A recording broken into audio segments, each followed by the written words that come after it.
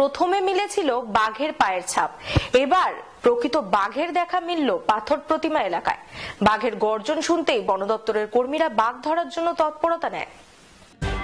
বাঘের পায়ের ছাপ দেখে যেন বিশ্বাসই হচ্ছিল না প্রকৃত বাঘ আসতে পারে এই এলাকায়। এবার এলাকাবাসীর চোখের সামনে থেকে খাল পেরোলো একটি বাঘ, আর বন দপ্তরের কর্মীদের কানে পৌঁছালো বাঘের গর্জন।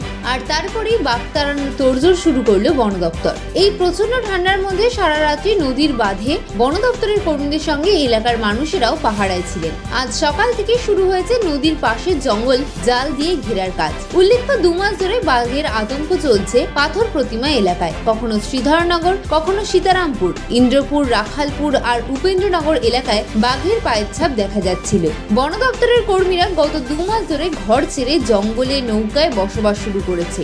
বাঘের খোঁজে প্রতিদিন তল্লাশি চলছে। শেষ পর্যন্ত আজ উপেন্দ্রনগর ঠাকুরার নদীর চরে বাঘের গর্জন শুনে বুঝতে পারলেন দক্ষিণারায় সেখানেই আছে। শুরু হয় বাঘ ধরার প্রস্তুতি। এখন দেখা 2 মাস ধরে যে বাঘ খাঁচায় ঢোকেনি, এবার শ্রীধরনগর জঙ্গলে খাঁচায় ঢোকে কিনা। বাঘ যদি খাঁচায় ঢোকে বন দপ্তর যেমন খুশি হবে, তেমনি এলাকাবাসীরও আতঙ্ক কাটবে। বহুত আতঙ্কে আছি আমরা। কিভাবে বাঘের দেখলেন? বাঘের পায়ের ছাপ দেখা গেছে, কালকের পার হয়েছিল, দেখেছে মানুষ। বাঘ পার হতেও দেখেছে? খাল পার হয়েছিল, নৌকো গেল, নৌকোয় দেখেছে ওরা। তারপর বন দপ্তরের লোকজন এসছে? হ্যাঁ, বন দপ্তরের লোকজন এসছে, এই যে চলছে, খোঁজ চলছে এখনো। আমাদের মানে সারা রাত করে এমনি ঘুমাতে পারিনি, সবসময় আতঙ্কেই আমরা আছি। হাঁটাচলা করতে গেলে এমনি খুব সাবধান সতর্কে চলাফেরা করতে হয়। বাঘ কি চোখে দেখেছেন?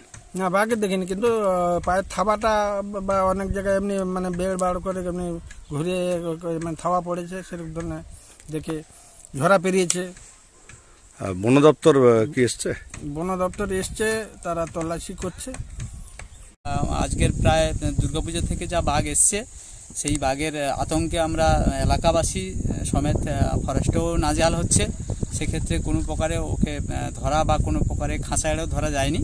সেক্ষেত্রে কালকের সকালে ওকে পেরোতে দেখা গেছে এই দক্ষিণ মানে কেপলটের সাইডের দিকে। ও যেখান থেকে পেরিয়েছে সেখান থেকে আমরা কালকে সারা রাত ওখানে ডিউটি দিয়েছি এবং আমাদের সঙ্গে ফরেস্ট টিমও সহযোগিতা করেছে।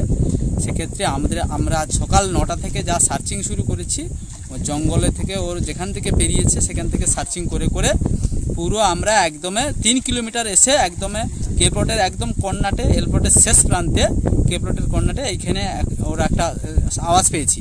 সেইখানে আমরা জাল টাল নিয়ে আমরা ঘেরার ব্যবস্থা করছি। এই অবধি বর্তমান খবর।